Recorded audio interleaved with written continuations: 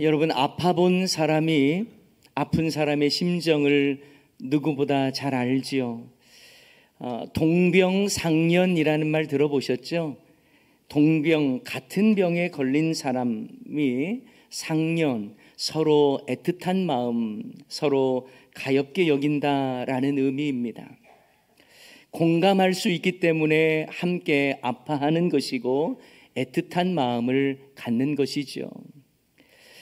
그래서 어떤 분은요, 아들이 군대를 보낸 후에 그동안에는 잘 눈에 보이지도 않던 휴가 나온 군인들이 그렇게 눈에 잘 보인다라는 말도 들었습니다. 아들을 향한 애틋한 마음 때문에 그런 군인들이 그냥 예사로 보이지 않는 거죠. 이런 점에서 금수저로 태어난 사람은 흑수저의 고통과 이 서민의 애환을 잘 이해하지 못할 수 있습니다. 최고의 엘리트 교육을 받으면서 물질로 고통 한번 당해본 적이 전혀 없는 사람이라면 수업료 내지 못해서 선생님께 불려 다녔던 사람의 이 수치스러웠던 그 마음을 잘 이해하지는 못할 거예요.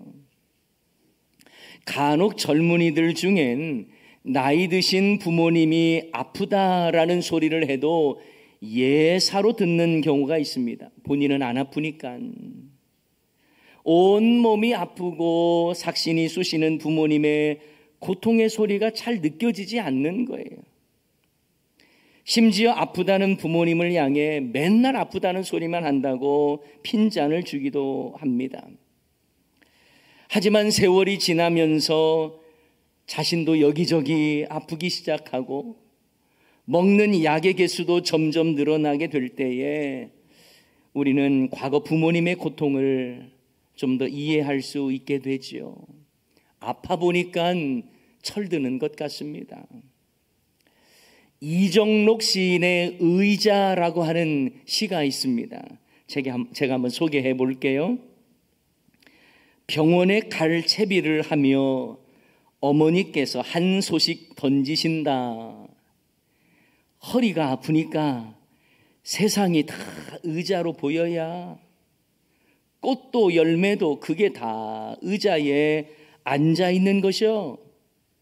주말엔 아버지 산소 좀 다녀와라.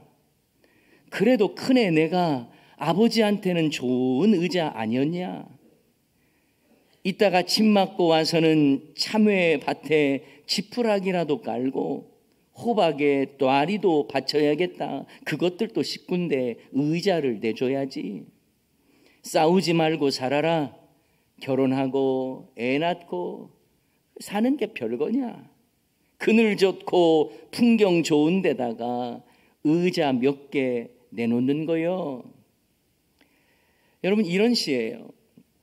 이 시 중에 허리가 아프니까 세상이 다 의자로 보인다는 말이 마음에 참 와닿습니다. 여러분, 그래서 말씀드리는데요, 예배 시작할 때에 그리고 마지막 파송 찬양할 때에 사회자가 다 같이 일어나셔서 라고 말씀드리지만 다리 아프신 분 안 일어나셔도 됩니다. 그냥 평안하게 그 자리에 앉아 계시면 돼요. 사실 우리는요, 다수 사람에게 시선을 두면서 힘들고 아파하는 자들의 그 고통을 잘 깨닫지 못하는 경우들이 많습니다.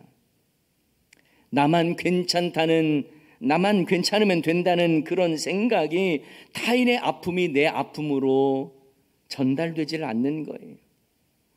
하나님은 우리가 서로의 눈물을 닦아줄 손수건이 되기를 원하시지만 나만 생각하다 보니 타인의 고통과 눈물에 관심을 갖지 못하는 것입니다. 여러분, 오늘 본문 말씀에 보면 하나님께서 우리에게 환난을 주시는 목적 중에 아주 중요한 이유를 말씀하고 있습니다. 모든 환난 중에 있는 자들을 능히 위로하게 하시기 위함이라고 말씀해 주는 거예요. 자, 그 내용이 오늘 본문 4절에 나와 있습니다. 4절 말씀이에요. 우리 다 같이 한번 읽어볼까요? 우리의 모든 환난 중에서 우리를 위로하사 우리로 하여금 하나님께 받는 위로로서 모든 환난 중에 있는 자들을 능히 위로하게 하시는 이시로다. 아멘. 우리가 환난을 당하여서 하나님께 받은 위로가 있다면 그 위로를 가지고 또 다른 환난 중에 있는 자들을 능히 위로하게 하시는 분이 위로의 하나님이시다, 이 말씀인 겁니다. 사랑하는 여러분, 혹시 환난 중에 하나님의 위로를 경험하셨습니까? 이것은 우리가 주께 받은 위로를 그냥 마음속에 간직하라라고 주신 게 아니에요. 받은 위로를 다른 사람에게 전해주라는 것입니다. 봉천동의 슈바이처로 불리는 윤주홍 장로님, 이분은 빈민가의 많은 사람들을 도왔던 의사분이셨습니다. 하지만 처음부터 그런 삶을 살지는 않으셨어요. 1973년 윤 장로님의 셋째 딸이 교통사고를 당하는데, 사고를 낸 택시기사가 피투성이가 된 자기 딸을 안고 뛰어든 병원이 바로 윤 장로님이 경영하시는 병원이었습니다. 다급히 딸 아이를 누이고 그 심장에 청진기를 대보았지만 아무런 소리가 들리지 않습니다. 그렇게 사랑하는 딸의 사망 진단을 아버지인 자신이 내린 거예요. 이 일로 윤 장로님은 식음을 전폐하고 의사가운도 벗어버리고 병원 문도 닫아버렸어요. 거의 미친 사람처럼 딸 아이의 무덤에 찾아가 울부짖습니다. 그런데 그러던 중에 하나님께서 사랑하는 아들 예수님을 십자가에 내어놓으신 것이 마음에 확 다가온 거예요. 하나님께서 자기 아들 예수님을 십자가에 내어놓으신 것은 우리를 긍휼히 여기셔서 구원하시기 위함이라는 것을 깨닫고, 하나님께서 자기의 딸을 데려가신 것, 그것은 내가 이렇게 슬픔에 갇혀 살라는 것이 아니라 세상의 모든 아이를 자식처럼 돌보기를 원하신다라고 하는 하나님의 뜻을 깨닫게 된 것입니다. 그래서 다시 일어나서 윤 장로님은 자신과 같이 상처와 아픔을 가진 사람들을 위해 병원을 열기로 결심했고, 가난하고 소외된 이웃을 위해 봉사했다고 하죠. 그래서 그 장로님의 별명이 바로 봉천동 슈바이처로 불렸다고 합니다. 여러분, 우리 중에 누가 고난을 즐거워하겠습니까? 그러나 믿음의 사람은 고난 앞에서도 낙심하기보다 하나님의 위로를 받는 그 놀라운 기회로 삼아야 하는 거예요. 그리고 하나님께서 나에게 위로를 주셨다면 이 위로받은 것을 그냥 간직하는 것으로 그칠 것이 아니라 세상 사람들을 향해, 슬픔을 가진 사람들을 향해 유통시키는 삶을 살아야 하는 것입니다. 그래서 위로를 유통하는 삶을 살아야 하는 것이죠. 나의 고난을 통해 하나님의 깊은 위로와 사랑을 경험했다면 이제 눈을 들어 타인의 눈물을 볼 수 있고 그들을 위로하는 자가 되어야 한다라는 것입니다. 이런 점에서 성도의 고난은 고난 중에 위로하시는 하나님을 경험하는 기회가 되기 때문에 내가 받은 위로의 경험이 고난 중에 있는 또 다른 사람을 향한 위로가 되어야 하는 것입니다. 이런 점에서 하나님은 우리가 환난과 고난 학교를 거치게 하신 후에 위로자 자격증을 부여하셔요. 여러분, 우리 인생도 마찬가지 아닐까요? 과거에 당한 환난과 고난을 경험했지만 하나님으로부터 받은 위로의 경험이 너무나 크기 때문에 또 다른 누군가에게 위로가 되도록 힘쓰는 것입니다. 그런데 너무나 아쉽게도 고난을 당한 사람이 더 부드러워지기보다 더 세지는 경우들이 많습니다.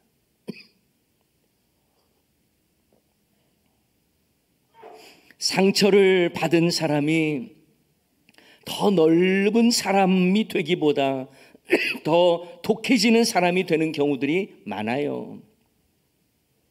많은 경우 고난을 받아본 사람이 다른 사람을 대할 때에 더 강팍하게 대하는 경우도 종종 있습니다. 여러분은 어떻습니까? 과거의 고난과 상처가 여러분을 유연하게 만듭니까? 아니면 강팍하게 만듭니까? 모리스 프랑크라고 하는 미국 권투계의 유망주가 있었는데요. 그 사람이 시합 도중에 눈을 심하게 다쳐서 실명하게 됩니다. 시력을 잃어버린 고난 속에 그는 낙심하기보다 자기와 같은 처지의 시각장애인을 돕기 위해서 한 단체를 만들게 되는데 더 Singing Eye라고 하는 단체를 만듭니다. 여러분, 이 단체는요, 안내견을 훈련해서 시각장애인들에게 입양시키는 그런 단체 일을 하게 되었다는 거죠. 자신의 고난을 또 다른 사람을 위한 위로의 도구로 사용한 것입니다. 이것이 고난을 주신 주님께서 우리에게 원하시는 거예요. 고난을 통해 받은 하나님의 위로에 나 역시 또 다른 고난의 사람을 위로하라는 것입니다. 그래서 암에 걸려 본 사람이 암에 걸린 사람을 보면 더 마음이 가고 애틋하게 느끼는 거예요. 자신이 암에 걸리다 보니 암에 걸린 분들의 마음이 더 이해가 되고 그분을 격려하고 상담하는 역할도 하는 것입니다. 자녀를 잃은 아픔이 있는 성도님이 자녀를 잃은 또 다른 성도의 아픔을 어루만질 수 있는 것이죠. 가난의 처절한 고통을 경험해 본 사람이 경제적인 어려움 앞에 힘겨워하는 성도를 더 잘 위로해 줄 수 있는 것입니다. 그 내용이 6절에도 이렇게 말씀하고 있습니다. 6절 말씀입니다. 우리가 환난 당하는 것도 너희가 위로와 구원을 받게 하려는 것이요, 우리가 위로를 받는 것도 너희가 위로를 받게 하려는 것이니 이 위로가 너희 속에 역사하여 우리가 받는 것 같은 고난을 너희도 견디게 하느니라. 이처럼 우리는 고난을 이유로 인생을 원망하고 세상을 불평함으로 끝낼 것이 아닙니다. 나도 다른 지체들을 향하여 위로자가 되어야 하는 거예요. 이것은 마치 고난을 통과한 후에 우리가 다른 사람들을 위로할 수 있는 상담사 자격증을 얻는 것과 같습니다. 하지만 모든 사람이 그런 건 아니더라고요. 내가 고난을 당했기에 다른 누군가를 위로해 주는 사람이 있지만 내가 고난을 당했기 때문에 다른 사람을 더 괴롭히는 사람들도 많습니다. 자신이 받은 상처와 고난을 다른 사람에게 더 크게 갚아주려고 하는 사람들도 있습니다. 내가 힘들어 봤으니 너를 도와줄 게가 아니라 내가 힘들어 봤으니 너도 힘들어 봐. 그래서 시어머니에게 시집살이를 혹독하게 당한 이후에 며느리를 또한 시집살이를 혹독하게 시키는 사람도 있는 것입니다. 여러분, 성도의 삶은 그래서는 안 됩니다. 내가 당한 고난이 다른 사람에게 위로의 양약이 되어야 하는 것입니다. 격려가 되어야 하는 거예요. 예수님이 그러셨잖아요. 예수님의 십자가 고난이 우리를 살리신 것처럼, 예수님이 채찍에 맞음으로 우리가 나음을 얻은 것처럼, 예수님의 피 흘리심이 우리를 깨끗게 하시고 우리를 구원하신 것처럼, 우리도 가족을 위해, 성도를 위해, 또한 이웃을 위해 섬기며 희생하며 위로하는 자가 되어야 할 줄을 믿습니다. 나의 고난과 힘듦이 오히려 누군가에게는 위로가 되고 회복이 될 수 있다면 이 얼마나 가치 있는 일이고 감사할 일이겠습니까? 예수님은 십자가의 고통을 당하시면서 말할 수 없는 부끄러움과 비참함을 경험하셨지만 예수님의 고난은 우리에게 위로와 소망이 되었습니다. 예수님은 말할 수 없는 고난을 당하셨기에 오히려 우리의 연약함과 고난을 너무나 잘 아십니다. 그래서 고난 중에 있는 우리를 더 잘 위로해 주시는 거예요. 히브리서 4장 15절 말씀, 우리에게 있는 대제사장 예수님을 말하는 것입니다. 대제사장은 우리의 연약함을 동정하지 못하실 리가 아니요 모든 일에 우리와 똑같이 시험을 받으신 이로되 죄는 없으시니라. 예수님은 하늘 보좌에 앉으셔서 팔짱을 끼시거나 뒷짐을 지시면서 인간의 고통과 고난을 감찰하고 그저 바라만 보시는 분이 아니에요. 수많은 시험을 당하셨고 고난을 당하셨기에 우리의 고난을 너무나 잘 알고 계신다는 거예요. 예수님은 아프셨던 그만큼 우리를 더 사랑하십니다. 고난의 깊이만큼 우리의 고난을 더 깊이 이해하십니다. 주님이 내 고난, 내 고통, 내 환난 모르신다고 말하시면 안 돼요. 예수님은 고난당하시고 징계를 받으셨기 때문에 우리가 평화를 누리는 것 아닙니까? 예수님께서 채찍에 맞으셨기에 우리가 나음을 입은 것 아닙니까? 예수님이 십자가를 지셨기에 우리가 죄사함을 받은 것 아닙니까? 우리를 위해 고난당하신 예수님께서 나의 고난을 외면하지 아니하시고 위로해 주시는 거예요. 그리고 그 위로를 받은 우리는 예수님의 고난의 본을 따라 다른 연약한 자들을 위로하는 일을 해야 하는 것입니다. 베드로전서 2장 21절 말씀에 보면 이런 말씀이 있습니다. 이를 위하여 너희가 부르심을 받았으니 그리스도께서 누구를 위하여 고난을 받으셨다고요? 너희를 위하여 고난을 받으사 너희에게 무엇을 끼쳐요? 본을 끼쳐 그 자취를 따라오게 하려 하셨느니라. 고난을 당하셨습니다. 그러나 고난 중에도 우리에게 본을 보여주신 거예요. 그러므로 우리는 고난 중에도 예수님의 그 자취를 따라가는 자가 되어야 한다라는 말씀입니다.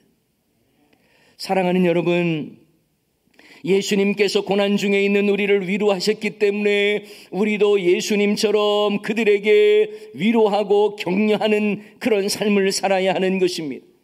예수님이 받으신 고난조차 우리에게 본을 끼쳐주셨기 때문에 우리도 고난 중에 예수님이 보여주셨던 그 본을 따라가는 거예요. 여러분, 고난 당하셨습니까? 환난 당하셨습니까? 그러면 위로자가 되십시오. 하나님께 받은 위로를 다른 사람에게 베풀어 주세요. 하나님은 성도의 눈물을 닦아주실 때에 하늘에서 손수건을 떨어뜨려 주지 않습니다. 바로 저와 여러분이 형제 자매의 눈물을 닦아주는 손수건이 되기를 주님은 원하십니다.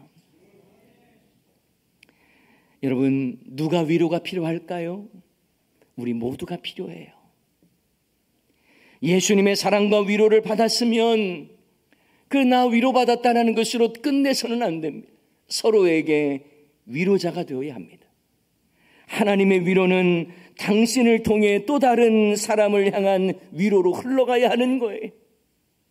위로의 대상자는요, 어렵고 힘들고 병든 그런 분들만 해당되는 게 아니에요. 목사든 장로든 목자, 목녀든 예외가 없습니다. 주의 일을 하면서 느끼는 이 허한 마음들, 때로는 외로운 마음들, 지친 심령 위에 서로 위로자가 되어야 하는 거예요. 여러분, 목원들도 목자, 목녀 위로해 주셔야 돼요. 또한 우리 당회 장로님들 많이 위로해 주셔야 됩니다. 성도님들 중에 장로님들께 참 고맙다라는 말 하는 분 별로 없어요. 뭐 하나 마음에 안 들면 따져 묻고 비난은 잘하지만 아유 이거 참 잘하셨다고 당회원을 격려하는 분들 별로 없습니다. 교회 일에 앞장서서 수고하시는 우리 장로님들, 당회원들을 축복해 주셔야 이분들이 더 위로받고 더 귀하게 쓰임받게 되는 것입니다. 아유 목사님, 하나님이 다 뭐 위로해 주실 건데요. 네, 그래요. 하지만 하나님은 그 위로를 여러분을 통해서 이루어가기를 원하신다는 사실이에요. 목사인 저도 위로가 필요한 사람이죠. 저에게 가장 큰 위로는 뭘까요? 여러분이 말씀 앞에 반응하고 말씀대로 살려고 하는 그 모습들을 보는 것이 얼마나 위로가 되고 힘이 되는지 몰라요. 성경 훈련을 받을 때에 그 열심히 말씀대로 살고자 하는 그 모습을 보면 위로가 돼요. 목사도요, 성도의 말 한마디에 힘을 얻기도 하고 또 말 한마디에 고민을 갖기도 합니다. 20세기 미국의 유명한 설교자 중에 척 스윈들 목사님이라는 분이 계십니다. 그분이 20년 넘게 목회를 하는 중에 하루는 교인 한 사람이 설교를 듣고 너무 감동이 되어서 찾아와서 인사를 했다고 해요. 그러자 척 스윈들 목사님이 눈물을 글썽이면서 이런 말을 했답니다. 누군가로부터 칭찬과 축복을 들은 지 너무 오래됐습니다. 고맙습니다. 정말 고맙습니다. 그렇게 유명한 목사도 칭찬에 갈급하고 있었던 거예요. 격려가 필요했던 거예요. 목사님, 그러면 목사 교만해져요. 그것은 여러분이 하실 말은 아닌 것 같아요. 제가 수도권에서만 부목사 생활을 오래 하다가 처음 부산에 왔잖아요. 그런데 제가 부산의 정서를 잘 모르는 입장에서 나름대로 설교를 열심히 준비하고 전했는데 성도님들이 은혜 받았다라는 말보다는 욕받다는 말들을 너무 많이 하는 거예요. 그 말을 들을 때 제가 얼마나 오해가 되고 마음이 무거웠는지 몰라요. 내가 무슨 욕먹을 짓을 했나. 지금은 저는 이제 부산의 정서도 잘 알고 욕받다는 의미가 뭔지를 잘 알고 있기 때문에 뭐 해도 전혀 상관은 없습니다만 처음에는 정말 시험 들 뻔했습니다. 여러분, 제가 이제 3개월 동안 연구월을 갑니다. 재충전의 시간 그리고 안식의 시간도 갖게 될 것입니다. 그때 우리 부교육자들이 또 제가 해야 할 설교 사역들 또 행정 사역들을 많이 맡을 거예요. 여러분 많이 격려해 주세요. 위로해 주십시오. 평가하지 말고 비판하시기보다 격려해 주십시오. 그게 교회다운 거예요. 우리는 고난과 환난을 당할 때에 위로의 하나님을 통해서 위로를 배웠습니다. 그렇다면 이제 우리는 고난 중에 있는 또 다른 사람에게 하나님의 위로를 전해주는 역할을 해야 하는 것입니다. 고난과 환난을 통해 하나님의 풍성한 위로를 경험하시고 그것으로 만족하지 말고 받은 위로를 가지고 또 다른 사람들을 위로하고 그늘진 가운데 힘겨워하는 자들을 위로하는 우리 모두가 될 수 있기를 주님의 이름으로 간절히 축원합니다. 이 시간 찬양하기를 원합니다. 마음속에 어려움이 있을 때에 주님 앞에 나올 수 없을 때에 주님이 위로해 주십니다. 그리고 그 위로를 가지고 또 세상을 향해 나아가기를 소원하면서 우리 함께 찬양하십시다. 마음속에 어려움이 있을 때 마음속에 어려움이 있을 때 마음속에 어려움이 있을 때 마음속에 어려움이 있을 때 주님 내게 먼저 오사 내 마음을 만지고 주님 앞에 나올 수 없을 때 주님 앞에 나올 수 없을 때 주님 앞에 나올 수 없을 때 주님 앞에 나올 수 없을 때 주님 날 먼저 안으시네. 그럼에도 불구하고 날 사랑하시는 내 하나님의 사랑은 나의 모든 걸 돕고 그럼에도 불구하고 날 안아주시는 내 하나님을 부를 때 아버지라 부르고. 한 번 더 찬양하겠습니다. 마음속에 어려움이 있을 때 마음속에 어려움이 있을 때